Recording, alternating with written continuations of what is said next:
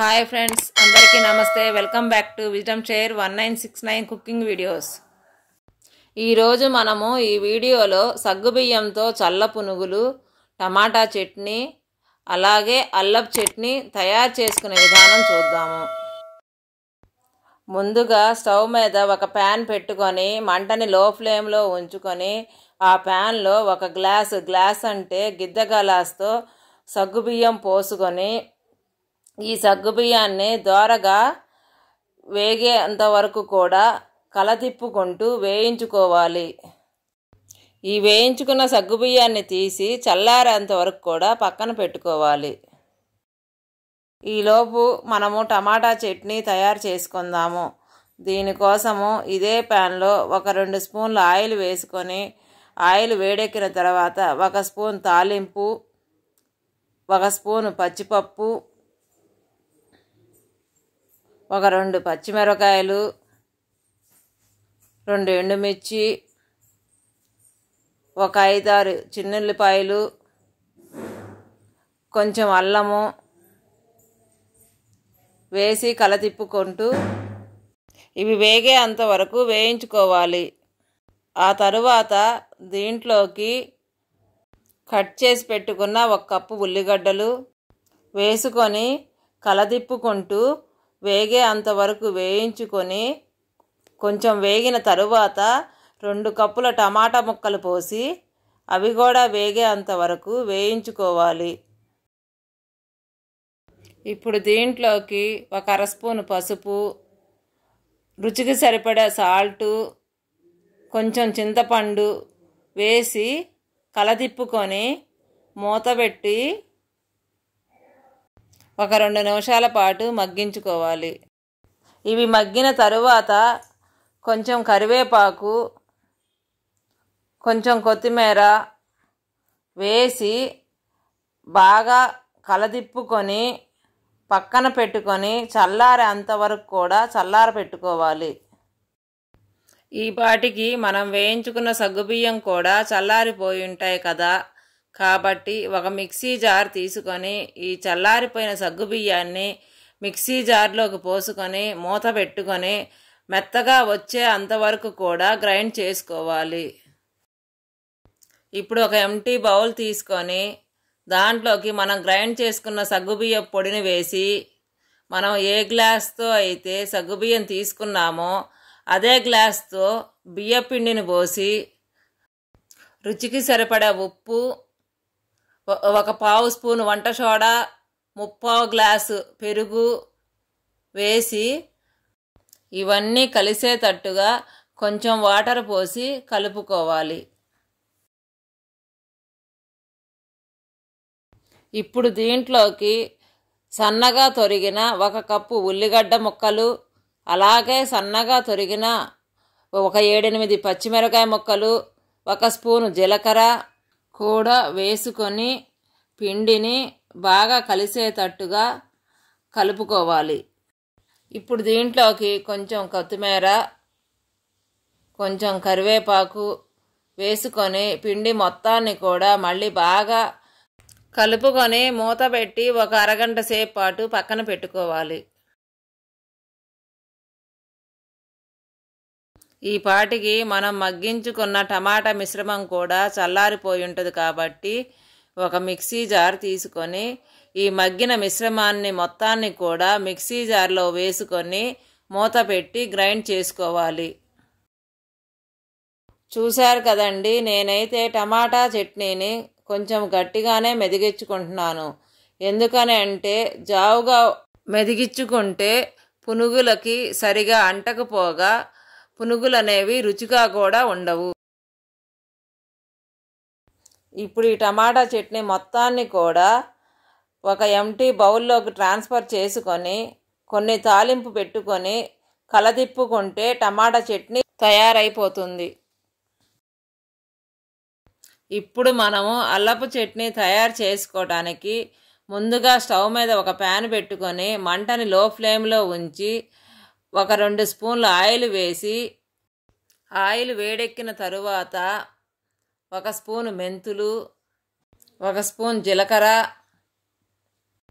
3 స్పూన్లు ధనియాలు,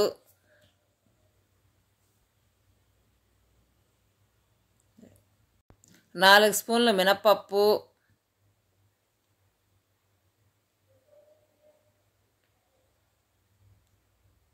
పోసుకొని ఇవన్నీ కూడా వేగే అంతవరకు కూడా కలతిప్పుకుంటూ వేయించుకోవాలి. ఆ తరువాత దీంట్లోకి 1 కప్పు సన్నగా తొరిగిన అల్లం ముక్కలు వేసి కలతిప్పుకుంటూ వేగే అంతవరకు కూడా వేయించుకోవాలి. ఇప్పుడు దీంట్లోకి 1 కప్పు ఎండుమిర్చిని కూడా వేసుకొని వీటిని కూడా కలతిప్పుకుంటూ వేగే అంతవరకు కూడా వేయించుకోవాలి.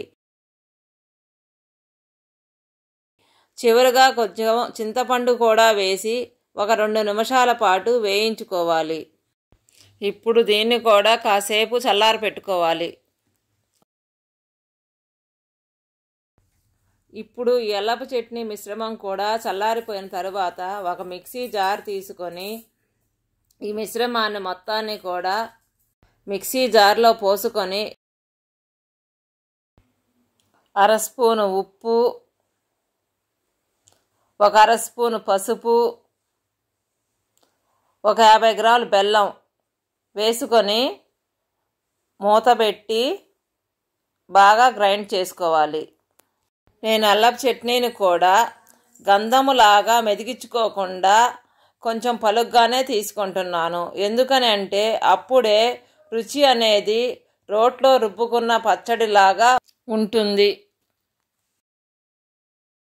అరగంట అయిపోయిందండి. ఒకసారి మనము పిండి గిన్నె మీద మూత తీసి పిండిని మరలా 4-5 నిమిషాల పాటు మెత్తగా కలుపుకుందాము. ఇప్పుడు స్టవ్ మీద 1 కళాయి పెట్టుకొని డీప్ ఫ్రైకి సరిపడేంత నూనెను వేసుకొని మంటను హై ఫ్లేమ్లో ఉంచుకొని నూనెను వేడి చేసుకోవాలి. ఒకసారి నూనెంతా వేడెక్కిన తరువాత మంటని లో ఫ్లేమ్లోకి మార్చుకొని నేను ఏ విధముగా అయితే మనము కలుపుకున్న పిండిలో కొద్దిగా పిండిని చేతిలోకి తీసుకొని చిట్టి చిట్టి పునుగుల్లాగా నూనెలో వేసుకుంటున్నానో ఇదే విధముగా మీరు కూడా కొంచెం దూరంగా వేసుకోవాలి. అప్పుడే పునుగులు అనేవి ఒకదానికొకటి అతుక్కోకుండా ఉంటాయి. మీరు గుర్తుంచుకోవాల్సింది ఏంటంటే సగ్గుబియ్య పునుగులు అనేవి నూనెలో వేయగానే వెంటనే కలతిప్పుకోకూడదు. ఎందుకనంటే వెంటనే కలతిప్పుకుంటే సగ్గుబియ్య పునుగులు అనేవి చిట్లిపోయి ఒకదానికి ఒకటి అతుక్కపోతాయి. కాబట్టి పునుగులు అనేవి 1-2 నిమిషాల పాటు నూనెలో ఉన్న తరువాత అట్లకాడ తీసుకొని కలతిప్పుకుంటూ ఉడికించుకోవాలి. ఇప్పుడు ఈ పునుగులన్నీ ఉడికిపోవటానికి సుమారు 7-8 నిమిషాల పాటు పడుతుంది. కాబట్టి పునుగుల్ని మధ్య మధ్యలో మాడిపోకుండా కలతిప్పుకుంటూ చూపిస్తున్న విధముగా గోల్డెన్ బ్రౌన్ కలర్ వచ్చేంతవరకు కూడా ఉడికించుకోవాలి. ఇదే విధంగా మిగతా ఆయిల్ కూడా వేసుకుందాము. మీకు విషయం చెప్పాలనుకుంటున్నానండి. అదేంటంటే మీకు ఒకవేళ చేతికి పిండి అనేది కసుకున్నట్టు అనిపిస్తే చేతికి కొంచెం నూనెని అప్లై చేసుకోవాలి. ఇలా చేతికి నూనెని అప్లై చేసుకుంటే పిండి అనేది కరుసుకోకుండా పునుగులు అనేవి ఈజీగా వేసుకోవచ్చు. సగ్గుబియ్యంలో కార్బోహైడ్రేట్లు సమృద్ధిగా ఉండటం వలన ఇది ఇన్స్టెంట్ ఎనర్జీ బూస్టర్ లాగా పనిచేస్తుంది. సగ్గుబియ్యము చాలా సులభంగా జీర్ణం అవుతుంది కాబట్టి ఎవరికైతే జీర్ణ సమస్యలు ఉన్నాయో వాళ్ళకి ఇది ఒక మంచి ఆహారం లాగా పనిచేస్తుంది. సగ్గుబియ్యంలో ఐరన్ ఎక్కువగా ఉండటం వలన ఇది రక్తహీనత నివారించడంతో పాటు ఎర్ర రక్త కణాలని కూడా బాగా ఎక్కువగా ఉత్పత్తి చేస్తుంది. సగ్గుబియ్యంలో కాల్షియం కూడా ఉండటం వల్ల మన శరీరంలో ఉండే ఎముకల్ని బాగా దృఢంగా చేస్తుంది. ఇప్పుడు మనం వేయించుకున్న సగ్గుబియ్యం పునుగులన్నింటినీ కూడా ఒక ప్లేట్లోకి సర్వ్ చేసుకోవాలి. చూశారు కదండి, సగ్గుబియ్య పునుగులు ఎంత బాగా వచ్చాయో కదా. ఇప్పుడు ఒకసారి ఈ పునుగులని తుంచి చూద్దాము. చూస్తున్నారు కదండి, పునుగు లోపల కూడా మెత్తగా ఉడికిపోయింది. ఇప్పుడు ఒకసారి మనం తయారు చేసుకున్న అల్లపు చట్నీలో నంచుకొని తిని చూద్దాము. అలాగే మనం తయారు చేసుకున్న టమాటా చట్నీలో కూడా నంచుకొని తిని చూద్దాము. ఇప్పుడు చివరగా టమాటా చట్నీ, ఉల్లిగడ్డలు, అల్లం చట్నీ కలిపి తిని చూద్దాము. ఆహా, ఈ మూడింటి కాంబినేషన్తో పునుగులు తినడానికి చాలా అద్భుతంగా ఉన్నాయి. Thank you for watching. మీకు మా వీడియో నచ్చినట్టయితే please like, share, subscribe and click the bell icon.